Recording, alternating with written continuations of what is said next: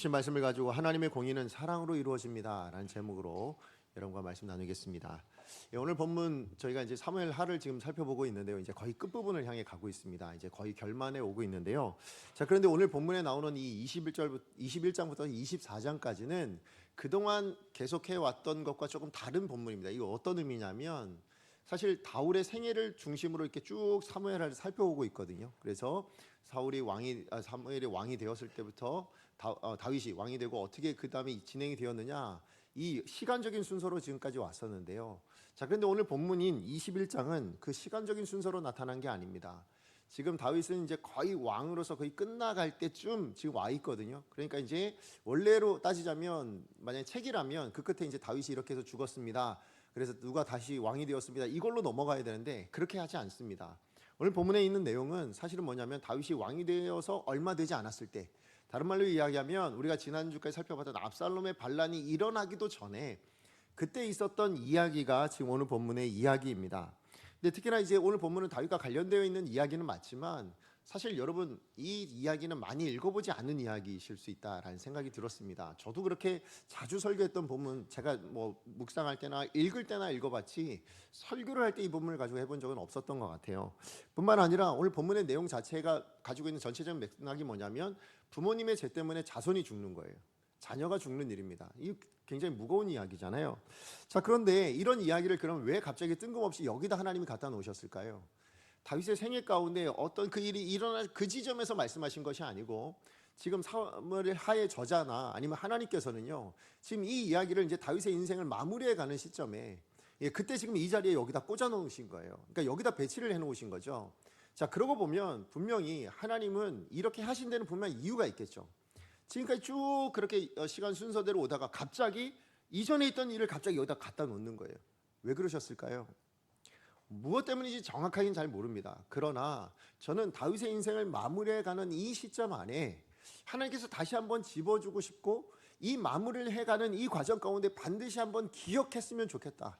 이거는 정말 이거 끝내가는데 이거는 다시 한번 기억해야 돼 라는 어떤 그런 의도를 가지고 하나님께서 이 말씀을 여기에 담아놓지 않았는가라는 생각을 해보게 됩니다.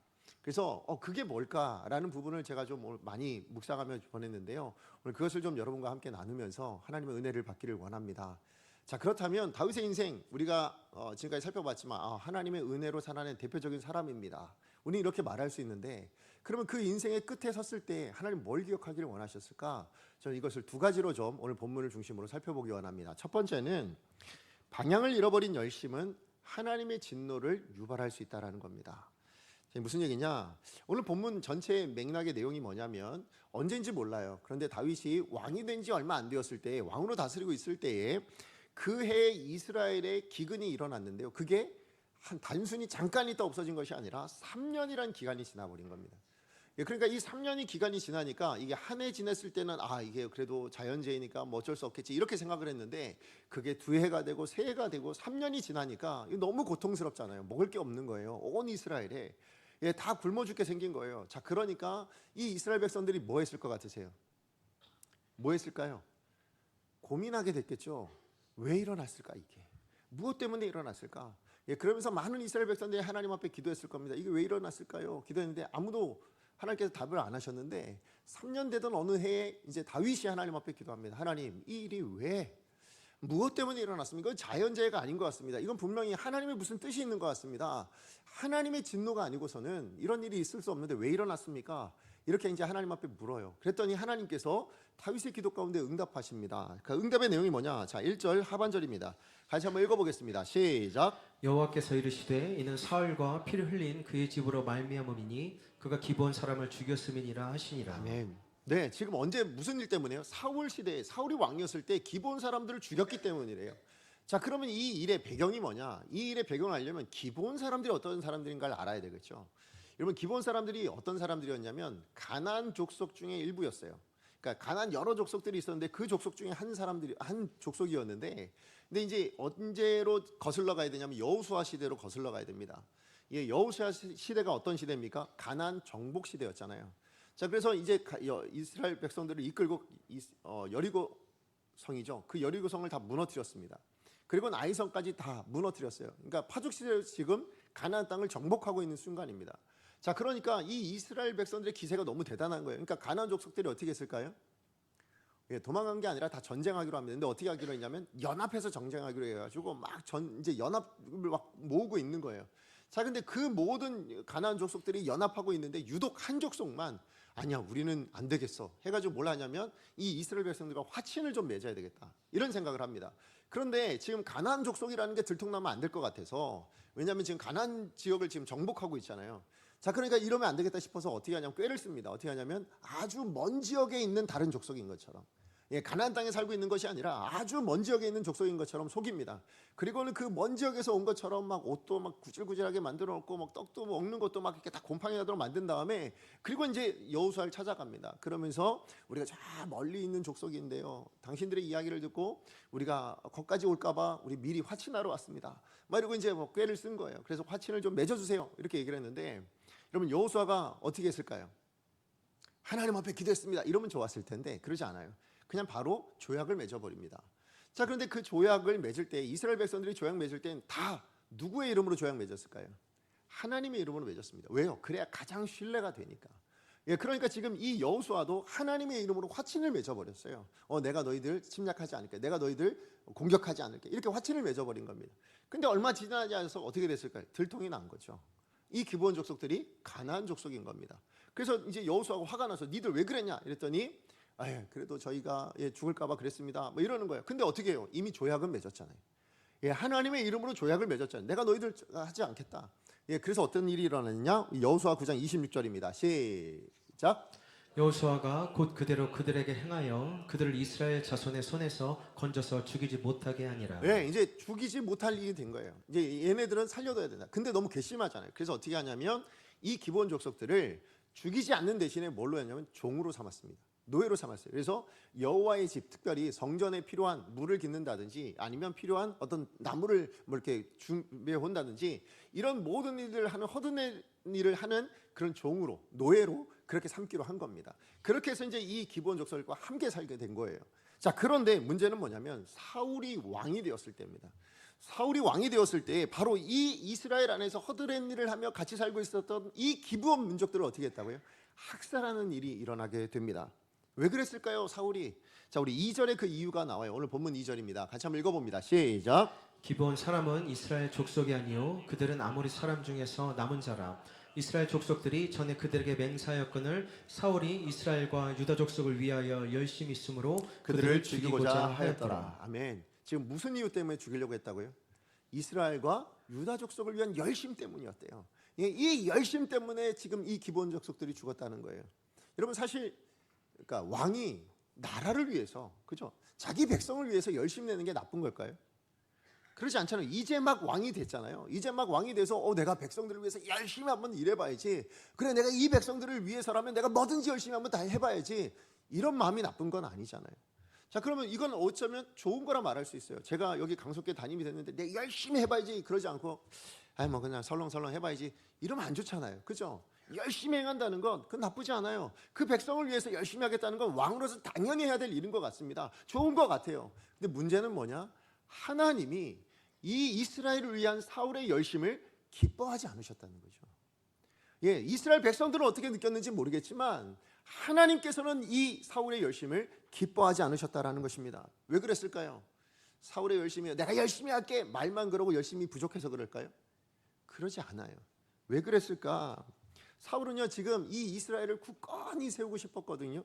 그런데 그렇게 해서 열심히 이 나라를 세우기 위해서 열심히 일한 거예요. 열심으로 행했습니다.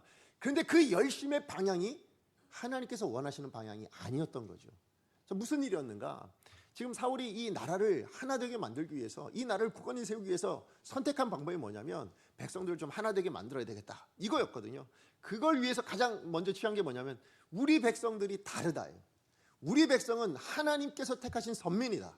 자, 그러니까 이방 민족과 구별되어야 되고 우리 이방 민족과 가까이 할 수 없다, 이런 정책을 핀 겁니다. 그래서 뭐 했을까요? 이방 민족 멸살 정책을 쓴 거예요. 예, 그래가지고 이방 민족, 자기 주변에 있는 모든 이방 민족들을 다 죽이게 되어진 거예요. 그런데 그 이방 민족 안에 누가 포함되어 있었던 거예요? 문제가 기브온 족속이 포함되어 있었다라는 거죠. 자, 그러면 기브온 족속이 포함되어 있는 게 뭐가 문제입니까? 뭐가 문제예요? 여호수아 시대에 누구의 이름으로? 하나님의 이름으로 어떤 거요? 화친 조약을 맺었거든요. 언약을 맺었거든요. 자, 그러니까 하나님의 이름으로 살려줄게. 대신에 니들은 우리의 종이 되어라. 기본 족속도 뭡니까? 그래서 싸우지 않아요. 더 이상 전쟁하지 않아요. 싸울 것을 다 내려놓고 자기의 권리들도 다 내려놨어요. 뭐 했습니까? 종으로서 살겠습니다. 그러니까 우리를 살려주십시오. 그래서 이스라엘 안에서 함께 그렇게 살아왔단 말이에요. 자, 그러고 보면 여러분 여기서 하나 생각할 수 있는 것, 그 이방 민족 멸살 정책에 가장 많이 죽은 사람이 누굴까요? 기본 민족이겠죠. 기본 족속이겠죠. 왜요? 다른 민족들은 이미 여호수아 전쟁 시대에 어떻게 됐어요? 다 쫓아냈잖아요. 다 죽였잖아요. 자, 그러니까 남아있는 이스라엘과 함께 지낼 수 있는 어떻게 보면 허락받은 민족은 누구밖에 없어요? 기본 민족밖에 없어요. 자, 그러면 몇몇 들어와서 살아갔다 할 수 있어요. 아니면 전쟁 가운데 포로로 잡아와서 살아갈 수 있어요. 그러나 기본 민족은 허락받고 들어와 있어요. 그러니 얼마나 이스라엘 안에 많은 기본 민족들이 있었겠습니까? 그런데 지금 사울이 지금 자기의 열심을 가지고 이스라엘을 위한다는 명분을 가지고 뭐 한 거예요? 그 모든 민족들 가운데 기본 민족들까지 다 죽여버린 겁니다. 마치 히틀러가 게르만 민족의 우수성을 알리기 위해서 유대 민족을 다 학살해 버렸던 것처럼 똑같은 정책을 지금 사울 왕이 썼다라는 거예요. 자, 그래서 이 어느 정도로 심각했느냐? 우리 5절 말씀 같이 한번 읽어보겠습니다. 5절 시작. 그들이 왕께 아뢰되 우리를 학살하였고 또 우리를 멸하여 이스라엘 영토 내에 머물지 못하게 하라고 모해한 사람에. 지금 이 말은 기본 족속 중에 몇몇이 살아남은 사람이 다윗 왕에게 하소연을 하고 있는 내용인데요. 지금 어느 정도로 지금 심각했었냐 하면 우리를 학살하였고 그 다음에 뭐 했다고요? 우리를 멸하려고 했다고요. 그러니까 거의 기본 민족 얼마 남지 않을 정도로 다 죽여버렸다라는 거예요.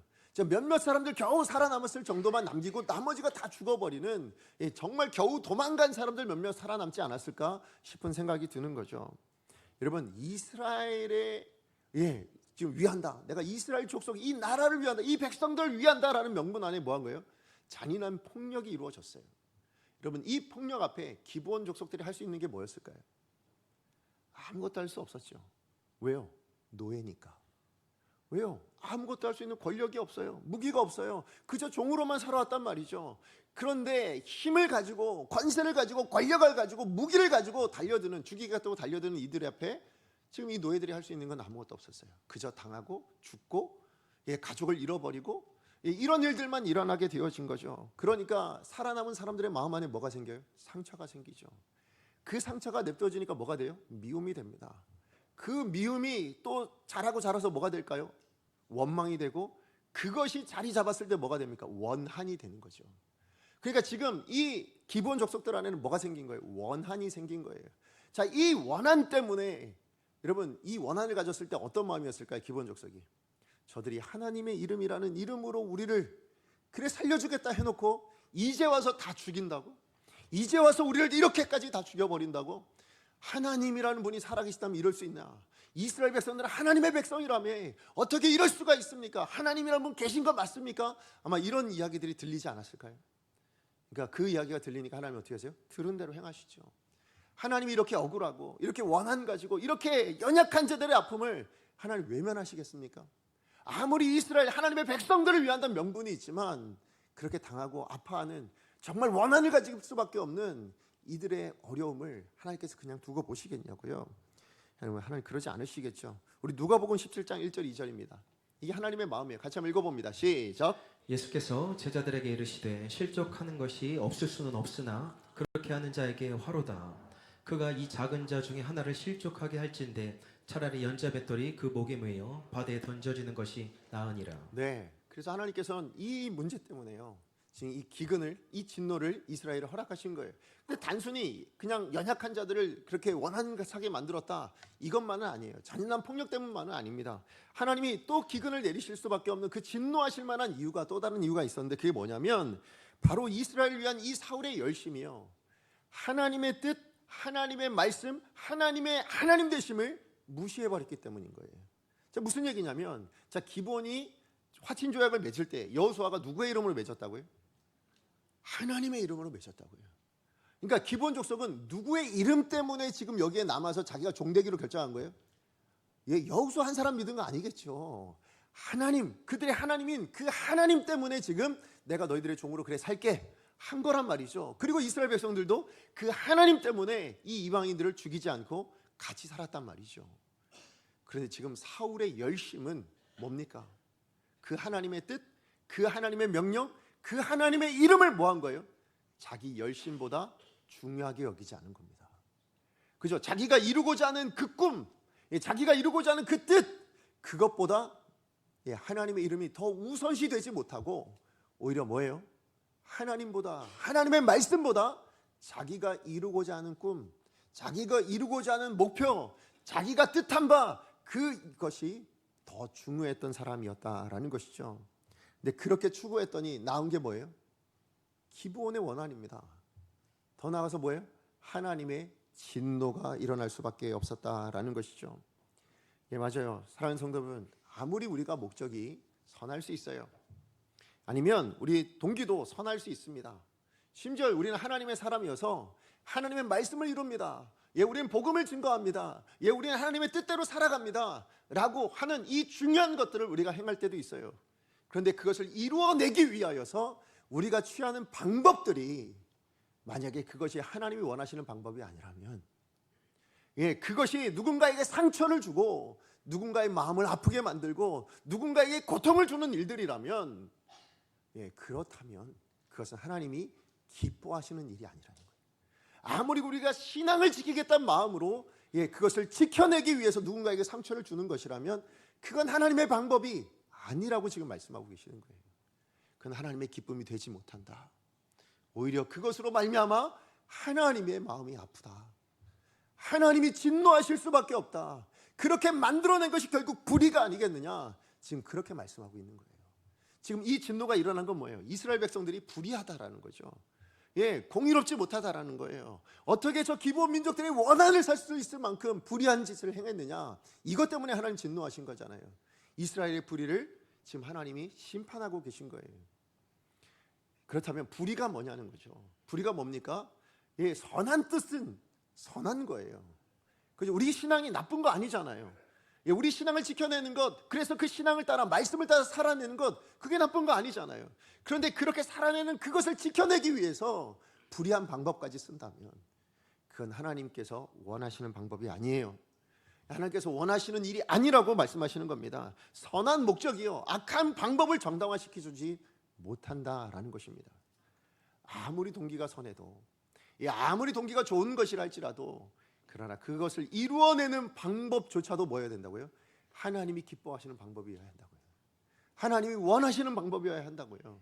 하나님의 노여움을 사는 방법이 아니어야 된다는 거예요. 지금 사울은요, 명분이 좋아요. 이스라엘 백성들을 위해서, 하나님의 택하신 백성을 위하여서, 결국 뭐예요? 내가 하나님을 위하여서, 이런 마음일 수도 있어요. 그런데 그 열심도 뭐예요? 누구 못지 않아요. 정말 그 모든 민족들을 멸살할 만큼 그렇게 열심으로 달려갔던 사람이에요. 그런데 그것을 이루어냈던 방법이 어땠습니까? 학살이었습니다. 폭력이었습니다. 누군가의 마음에 원한을 남길 만한 상처를 만드는 일이었다라는 거죠. 그것은 하나님 앞에 온전한 것이 아니에요. 그건 하나님의 뜻이 아니거든요. 그러니까 그 열심이 하나님 뜻보다 우선하게 되어지니까 결국 하나님께서는 그것을 기뻐하실 수 없고 진노하실 수밖에 없다는 것을 말씀하고 있어요. 우리는 반드시 기억해야 됩니다. 여러분, 우리의 열심이 하나님의 뜻에서 벗어나면 그건 더 이상 좋은 것이 될 수가 없어요. 아무리 열심히로 살아내도 그것은 헛된 것이 될 수밖에 없다는 것 반드시 기억해야 될 줄로 믿습니다. 자, 그런가 하면 두 번째로 우리가 기억해야 될 것은 무엇인가 하면, 하나님이 이루시고자 하는 공의는 긍휼과 사랑이 없이는 이루어질 수 없다라는 거예요. 여러분, 오늘 본문의 내용의 전반적인 핵심은 뭐냐면, 아까 말씀드렸지만 기본 사람들이 뭐 했어요? 원한을 가지게 됐어요. 누구 때문에? 사울의 일 때문에. 그 사울이 저지른 그 일로 인하여서 원한을 가졌습니다. 근데 다윗이 참 착해요. 왜요? 사울 왕이 선대 왕이 이룬 거잖아요. 그가 행한 범죄잖아요. 근데 다윗이 자기가 왕이니까 자기가 해결해 보려고 해요. 근데 문제는 뭐냐면, 분명히 지금 이 사람들의 원한으로 인해서 뭐예요? 그걸 이제 풀어가는 과정이잖아요. 이게 이제 오늘 본문의 핵심 주제잖아요. 이제 어떻게 풀어가냐, 다윗이. 그런데 이 원인은 누구한테 물어서 알았어요? 하나님께 물어서 알았죠. 하나님, 이 기근을 왜 내리신 겁니까? 하나님께 물었어요. 자, 그러면 그 다음 스텝은 뭐 해야 됩니까? 그렇다면 하나님의 이 진노를 하나님 해결하려면 저희가 뭐 해야 됩니까? 라고 물었어야죠. 그런데 하나님께 묻지 않아요. 그리고 누구한테 물어요? 기브온 족속에게 묻습니다. 내가 어떻게 하면 되겠냐? 라고 물어요. 우리 3절 말씀 같이 한번 읽어봅니다. 시작. 다윗이 그들에게 묻되 내가 너희를 위하여 어떻게 하랴? 내가 어떻게 속죄하여야 너희가 여호와의 기업을 위하여 복을 빌겠느냐 하니. 예, 지금 이 기본 사람들의 원한을 푸는 것도 목적이긴 하지만 가장 궁극적인 목적은 뭐였어요? 그로 말미암아 하나님이 이 불의에 대하여 진노를 내리신 것을 어떻게 해결할 것이냐 이거잖아요. 그런데 지금 하나님 앞에 묻지 않고 누구한테 물었다고요? 기브온 족속에게 묻고 있는 거예요. 내가 어떻게 해줄까? 그랬더니 이 기브온 족속이 뭘 이야기하냐면, 예, 우리 당신 때문에 그런 것도 아니고 이스라엘 백성들에게 내가 미움을 할 것도 아니고 저 사울, 저 사람이 미워서 그러니까 저 사울의 자녀들, 족속들 자녀들 중에 좀 7명을 주시면 그 7명을 매달아 죽이면 우리의 원한을 푸는 것으로 하겠습니다. 이렇게 왜 7이었을까요? 그 당시에 7은 완전수로 통했거든요. 자, 그러니까 7이면 충분할 것 같습니다. 7의 자녀를 주시면, 자손을 주시면 그럼 제가 원한 푼 걸로 하겠습니다. 이렇게 얘기해요. 그랬더니 다윗이 어떻게 합니까? 그 7을 줍니다. 근데 그 7이 누구냐면, 첫 번째 두 아들이 있었는데 누구였냐면 사울의 첩이었던, 오늘 본문에 한 사람은 나오는데 리스바의 아들들이었어요. 그 두 아들과 그 다음에 사울의 딸이었던 메랍이라는 딸이 있었는데 그 딸이 낳은 5자녀가 있었거든요. 그 5자녀까지 합쳐서 그 7자녀를 이제 기브온 족속에 내줍니다.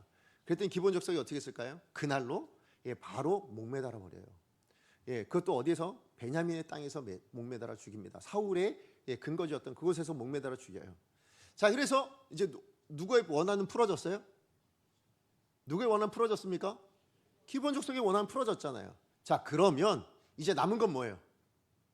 이제 하나님의 진노가 거두어지고 그다음 뭐예요? 그 기근이 있었던 땅에 뭐가 내려야 돼요? 비가 내려야죠. 왜요? 그 기근의 원인이었던 이 기브온 사람들의 원한이 풀어졌잖아요. 그들 원한이 해결됐다고 그들이 원하는 대로 해줬잖아요. 그런데 오늘 본문에 보니까 이상하게 기근이 끝나지 않아요. 오히려 비가 내리질 않고 있어요. 하나님이 막으신 거죠. 여전히 지금 하나님께서는 이 기근을 해결할 마음이 없으신 것 같아요. 왜 그러셨을까요? 무엇 때문일까요? 무엇인지는 모르겠지만 우리가 알 수 있는 거 하나 있어요. 뭐냐면 지금 이 기브온 족속들이 7명을 죽임으로 말미암아 그들의 원한을 풀어낸 것이 그들의 원한을 푼 것인 건 맞지만 하나님의 공의를 만족시키지 못했다는 거죠. 그죠? 지금 이스라엘의 불의 때문에 그리하여서 지금 이 기근을 내리신 거잖아요. 자, 그런데 이 기근을 해결하기 위하여 지금 기브온 족속들이 원하는 대로 해줬어요. 근데 이것이 그들의 원한을 푼 것인 건 맞지만 하나님의 공의를 만족시키지 못했어요. 그러니까 이 기근을 해결할 하나님께서 해결하셔야 되잖아요. 하나님께서 그래 너네 잘했네. 그래 그럼 내가 비 내려줄게. 이렇게 해야 되잖아요. 그 하나님의 만족을 가져오지 못했다라는 것이죠. 왜 그랬을까요? 그것은 다른 데 있지 않고요. 여러분 이 고난이 왜 왔어요? 기브온 족속의 원한 때문이잖아요. 근데 지금 이것을 풀어낸 방법은 무엇을 또 만들었을까요? 또 다른 이의 원한을 만들었어요. 무슨 얘기냐? 오늘 기브온 족속의 요구로 7의 사울의 자손들이 죽었습니다. 그런데 그 7의 자손이 죽었을 때에 그럼 누가 가장 가슴이 아팠을까요? 그 어머니들이죠. 이미 사울도 죽었고, 그 메랍의 사위는 어떻게 된지 잘 모르겠어요. 이제 남편은 어떻게 된지 모르겠지만 사실 리스바 입장에서 뭐냐면 남편도 죽고 남아 있는 건 뭐예요? 눈에 넣어도 아프지 않을 아들들이에요. 그 아들들과 함께 지금 왕위도 지금 다윗에게 가 있고요. 지금 이제 초라한 상태로 뭐예요? 살고 있어요. 그런데 아들들이 있으니까 뭐예요? 열심히 살아야죠. 최선을 다해 살아야죠. 그렇게 살아오고 있었단 말이죠. 그런데 지금 갑자기 다윗의 군사들이 나타나서 그 두 아를 잡아갑니다. 잡아가면서 뭐라고 말했을까요? 이스라엘을 위해서다. 지금 이스라엘 내리는 이 기근을 해결하기 위해서 그래서 왕이 명령을 내렸으니 네가 따라야지. 그러니까 리스바 입장에서 뭐예요? 왜? 당할 수밖에 없죠. 그래서 두 아들을 잃어버렸어요.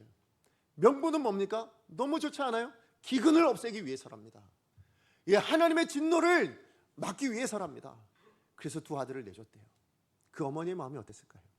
기쁘다, 행복하다, 잘했다, 장하다 이랬을까요? 아니죠. 슬프죠.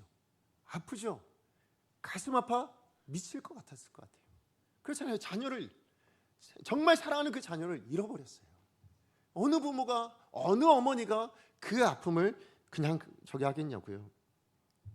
결국 이것을 보면, 여러분, 이 안에 일어난 일을 보면 지금 기브온 족속의 원한이나 리스바의 원한이나 똑같은 이유 때문에 나타난 거 아닙니까? 사울은 이스라엘이라는 그 대의 명분을 위해서 지금 기브온 족속의 원한을 만들어냈어요. 그런데 이 기브온 족속의 방법 때문에, 그 요구 때문에 지금 뭐예요? 그들의 원한을 풀겠다는, 그리하여 하나님의 진노를 풀겠다는 이 대의 명분 때문에 뭐라고요? 이 리스바의 두 아들이 죽게 되었어요. 결국 리스바의 원한이 만들어질 수밖에 없었다라는 거죠. 그런데 이 리스바가요, 참 정말 제가 이 본문을 묵상할 때, 이 사람 참 대단하다라고 생각되어진 게, 사실 사울의 첩이고, 그 당시 이제 이전에 군대 장관이랑도 또 이렇게 군대 장관이 또 이렇게 첩을 범하기도 하고 이랬던 사람이거든요. 그런데 이 리스바가 지금 정말 가슴 아프고, 정말 상처 때문에 힘들고 또 원망할 수 있잖아요. 그렇죠? 저주할 수 있잖아요. 내가 저 사람들 때문에, 저 다윗 때문에 라고 말할 수 있잖아요. 근데 그 마음을 부여잡고 지금 이 리스바는 뭐냐면 자기가 할 수 있는 일을 합니다. 복수를 했을까요? 원망하는 일을 했을까요? 아니더라고요. 오히려 그냥 그 슬픈 마음, 그 아픈 마음을 가지고 뭐 하냐면 자식들의 시체, 그 시체에 다른 어떤 짐승들이 해하지 못하도록 끝까지 막아내고 있는 그 모습을 보여주고 있어요. 그 시체가 더럽히지 않도록 끝까지 지켜주는 모습을 보여줍니다. 어느 만큼 했을까요? 하루 이틀은 아니었던 것 같아요. 얼마나 많은 기간이 있었는지는 잘 몰라요. 근데 오늘 성경에는 뭐라고 표현되어 있냐면 10절 말씀에 보니까 하늘에서 비가 시체에 쏟아질 때까지였어요. 그러니까 얼마나 많은 기간이었는지는 모릅니다. 그런데 여러분, 여기 나오는 이 표현, 하늘에서 비가 시체에 쏟아질 때까지라는 이 표현 안에는 리스바가 지금 이 자식들의 시체를 무슨 목적을 가지고, 무슨 이유를 가지고 지금 지키고 있었는지를 보여주는 표현이기도 합니다. 지금 무슨 얘기냐면, 지금 리스바의 자식들이 왜 죽었어요? 아까 명분이 있었잖아요. 뭡니까? 하나님의 공의를 만족시키기 위해서예요. 그죠? 지금 불의했던 이스라엘 백성들, 그 사울의 그 불의했던 죄악들을, 그래서 이 자녀들의 죽음으로 만족시키고 기브온 족속들의 원한을 풀어주고, 그래서 하나님의 이 진노를 해결하자, 이게 목적이었잖아요. 그래서 지금 그 목적으로 이 자녀들이 죽었다라는 걸 리스바가 모를 리가 없잖아요. 그래서 리스바가 뭐하냐, 더 이상의 폭력이 아닌 자기가 아픔을 그냥 그 아픔 그대로 부여잡고 하나님 앞에 구하는 겁니다. 뭐요? 하나님, 제 자녀가 하나님의 이 진노를 막기 위해서 죽었습니다. 하나님, 저는 가슴이 아픕니다. 저도 원한이 생길 것 같습니다. 그런데요, 하나님, 이 아이들의 죽음이 헛되지 않았으면 좋겠습니다. 하나님, 이 아이들을 위한 나의 기도가 하나님 헛되지 않았으면 좋겠습니다. 하나님, 진도를 더 이상 풀어주세요. 저를 봐서라도 하나님 이 진노를 푸시고 이 땅에 하나님의 비를 쏟아주세요. 하나님의 공의를 이것으로 만족시켜 주시고 이 땅에 하나님의 은혜를 베풀어 주십시오. 그렇게 구했던 거예요. 그리고 그것을 누가 보냐? 다윗이 봅니다. 그래서 다윗이 그 얘기를 듣고는 어떻게 하냐면, 다윗도 다윗이 할 수 있는 일을 합니다. 어떻게 하냐면, 이 다윗이 가서 그 리스바를 나무라고 뭐라 하지 않아요. 분명히 지금 대의를 위해서, 이스라엘의 하나님의 진노를 위해서, 그래서 네 아들을 들여진 건데 네가 왜 거기서 그렇게 아파하며 지금 이 모든 일들을 하고 있느냐, 그러지 말고 네 집으로 돌아가라, 이렇게 할 수도 있잖아요. 근데 그러지 않아요. 뭘 합니까? 그가 직접 길르앗 야베스 지역으로 갑니다. 그리고 거기서 사울과 요나단의 뼈를 수거해와요. 그리고는 뭐 하냐면 기스, 사울의 아버지거든요. 그 기스의 묘에 묻어줍니다. 근데 그때 묻어줄 때 누구까지 묻어주냐면 바로 죽은 그 7명의 사울의 자손들까지 묻어줍니다. 이렇게 행했을 때 오늘 본문 말씀해 보니까 뭐래요? 그제서야 이스라엘에 이스라엘 백성들이 그토록 원했던 일이 일어났다고 이야기합니다. 우리 14절 말씀 같이 한번 읽어보겠습니다. 시작. 사울과 그의 아들 요나단의 뼈와 함께 베냐민 땅 살라에서 그의 아버지 기스의 묘에 장사하되 모두 왕의 명령을 따라 행하니라. 그 후에야 하나님이 그 땅을 위한 기도를 들으시니라. 네, 지금 그 땅에 하나님께서 비를 내리셨습니다 이렇게 말하지 않고요, 뭐 했습니까? 하나님이 그 땅을 위한 기도를 들으시느니라. 이 표현이 뭘까요? 여러분, 하나님께 얼마나 기도했겠습니까? 이스라엘 백성들이. 예, 이스라엘 백성들만 기도했을까요? 모든 지도자들, 특별히 제사장들도 제사를 지내면서 하나님, 이 땅에 왜 3년의 이 기근을 통해서 이 백성들을 아프게 하시고 고통스럽게 하십니까? 하나님의 백성들 아닙니까? 하나님께서 종쇄해 주셔야죠. 하나님이 비를 내려 주셔야죠. 얼마나 열심히 기도했겠습니까? 하나님이 들으지 않으셨다는 거예요. 왜요? 이 백성들이 불의했기 때문에. 예, 하나님의 공의가 만족스럽지 않았기 때문에. 그런데요, 이 공의가 만족스러워질 때가 언제였습니까? 기본 족속들이 요구했던 것처럼 눈에는 눈, 이에는 이 아닙니까? 자, 그러니까 이 족속들 우리가 죽여서 그래서 우리의 원한을 풀겠습니다. 이걸로 하나님의 공의가 만족되었습니까? 아니잖아요. 언제 만족되었습니까? 리스바가 그의 아픔을 가지고 뭐 했어요? 자비를 구할 때. 예, 리스바가 그의 아픔을 가지고 하나님 앞에 긍휼을 구할 때, 그때 하나님의 공의가 만족되어졌습니다. 그때 하나님께서 그것을 공의로 여기시고 그 땅 가운데 이스라엘 백성들의 기도를 들어주시기 시작했습니다. 리스바만이 아니죠. 다윗도 그랬죠. 다윗도 더 이상 그것을 나무라지 않아요. 오히려 뭐합니까? 그 리스바의 원한을 자그맣게나마 뭐예요? 자기가 할 수 있는 일로 풀어주죠. 예, 자기가 할 수 있는 일로 그에게 자비를 베풀어 줍니다. 이 모든 일이 있은 이후에야 무슨 얘기예요? 예, 이 땅에 자비가, 이 땅에 하나님의 은혜가 여러분 무엇 때문에 왔다고요? 자비로, 긍휼로, 사랑으로. 예, 그것이 채워지자, 그것이 일어나게 되어지자, 그것이 보여지자 하나님의 공의가 회복되어지더라. 그것을 지금 보여주고 있다라는 것입니다. 오늘 이스라엘의 기근을 불러왔던 여러분, 그 모든 불의를 해결한 이 하나님의 의를 인정하게 만드는 이 일이 무엇 때문에 일어났습니까? 기본 사람들이 보여준 폭력? 아니면 어떤 이에는 이 눈에는 눈 이런 방법이요? 아닙니다.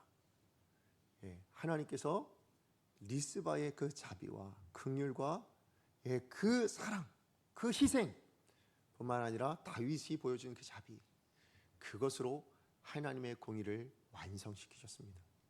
하나님께서 의롭다고 인정시켜 주신 거예요. 여러분, 오늘 저와 여러분 우리가 살아가는 이 세대도 마찬가지라고 생각합니다. 이 세대에 하나님께서 공의를 원하시겠죠. 하나님께서 이 땅 가운데 정의를 원하시겠죠. 근데 하나님이 이루시고자 하는 공의가 뭐냐? 하나님께서 이루시고자 하는 그 공의의 방법이 뭐냐? 그래서 우리가 생각하는 세상이 추구하고 있는 이에는 이, 눈에는 눈 심판이 아니라는 거예요. 그것이 아니라 하나님께서 우리 가운데 보여주셨던 방법이요, 사랑이고 희생이고 긍휼이고 자비여야 한다고 말씀하고 있습니다. 여러분, 만약에 하나님의 공의가 여러분 우리 가운데 하나님께서 만약에 세상이 요구하는 것처럼 눈에는 눈 이에는 이였다면 오늘 저와 여러분 우리는 이 땅에 아무도 없을 겁니다. 하나님의 심판으로 인해서 우린 다 그냥 지옥에 있었겠죠. 왜요? 우리는 그 공의를 만족시킬 수 있을 만큼 잘하지 못해요. 우리는 그 공의를 지켜낼 수, 하나님 앞에 인정받을 만큼 선하게 살지 못했습니다. 하나님께서 어떻게 하셨어요? 그래서 예수 그리스도를 통하여 그의 죽으심과 그의 자비로, 그의 사랑으로, 그의 희생으로, 그의 긍휼로 우리를 의롭다 여겨주셨어요. 하나님의 그 공의를 만들어내셨다고요. 십자가가 그 증거이지 않습니까? 오늘 그 십자가가 있어서 하나님의 공의가 이루어졌고 그 공의가 우리에게 주어져서 우리는 의인이라 하나님의 자녀라 말씀하고 있습니다. 하나님께서 우리 가운데 원하시는 게 뭘까요? 공의를 이루는 거예요. 정의를 이루는 겁니다. 다윗, 예, 그도 이 땅 가운데 하나님의 공의 정의를 이루어내는 사람이죠. 그런데 다윗의 인생의 특징이 뭐라고요? 하나님의 은혜로 살아낸 대표적인 사람이었다고 제가 말씀드렸잖아요. 그 은혜가 뭐냐는 거예요. 그 은혜가 뭘 만들어낸다고요? 그 은혜가 공의를 만들어내는데 그 공의는 무엇으로 만들었느냐? 다른 것이 아니라 내가 너를 용서함으로, 내가 너를 사랑함으로. 다윗에게 그렇게 하셨잖아요, 하나님이. 그래서 너는 의롭다가 되었고 내 은혜를 받은 자의 대표가 되었노라고 말씀하고 있죠. 오늘 저와 여러분, 우리가 살아가야 될 삶이 그 자리인 줄로 믿습니다. 말씀의 결론을 맺습니다. 오늘 본문 14절 마지막 구절이 저한테는 굉장히 의미심장하게 다가왔어요. 마지막 구절 한번 보여주시죠. 우리 모두라고 되어 있는 부분 다 같이 한번 읽어보겠습니다. 노란색이요. 시작. 모두 왕의 명령을 따라 행하니라. 그 그 후에야 후에야 하나님이 하나님이 그 땅을 위한 기도를 들으시니라. 저는 여기 모두 왕의 명령을 따라 행하니라. 그 후에야 하나님이 그 땅을 위한 기도를 들으시니라. 저는 여기에 하나님의 뜻이 있다고 생각했어요. 하나님이 우리의 왕이시잖아요. 그죠? 여러분, 하나님이 왕이시죠? 그렇다면 우리가 이 땅을 살아갈 때에 무엇을 기준으로 살아가야 되겠습니까? 오늘 본문에 있는 이 말씀처럼 모두 왕 대신 하나님의 명령을 따라, 하나님의 뜻을 따라, 하나님의 말씀을 따라, 하나님의 방법을 따라 행할 때에 그 후에야 하나님이 뭐 하신다고요? 우리의 기도를 들으시더라. 하나님의 은혜를 베풀어 주시더라. 하나님이 공의를 만들어 가시더라. 그것을 말씀하십니다. 여러분, 여전히 여러분 세상적인 방법을 취하고 계신 거 아닙니까? 예, 세상이 저렇게 하니까 우리도 이렇게 가야 되는 거 아닙니까? 라고 세상이 저것이 옳다고 이야기하니까 우리도 저 옳은 방법을 취해야 되는 거 아닙니까? 그렇게 여러분 살고 계시지 않아요? 세상이 좋은 거 추구하지 마세요. 세상이 옳다고 이야기하는 거 다 옳은 것이 아니더라고요. 하나님이 옳다 하신 것이 가장 옳은 것인 줄로 믿습니다. 하나님의 뜻이 우리에게 가장 은혜로운 것인 줄로 믿습니다. 여러분, 아모스 선지자를 통해서 하나님께서 이런 말씀하셨어요. 5장 24절인데요. 오직 정의를 물같이 공의를 마르지 않는 강같이 흐르게 할지어다. 이게 무슨 얘기냐면 여기 있는 저와 여러분, 우리를 통해서 하나님은 이 땅 가운데 하나님의 정의를, 하나님의 공의를 흘려보내길 원하세요. 세상의 정의가 아니고요, 세상의 공의가 아니고요, 세상의 방식대로 만들어낸 것들이 아니고요, 하나님의 정의와 공의를 흘려보내는. 예, 물은 항상 어디예요? 높은 곳에서 낮은 곳으로 흐르죠.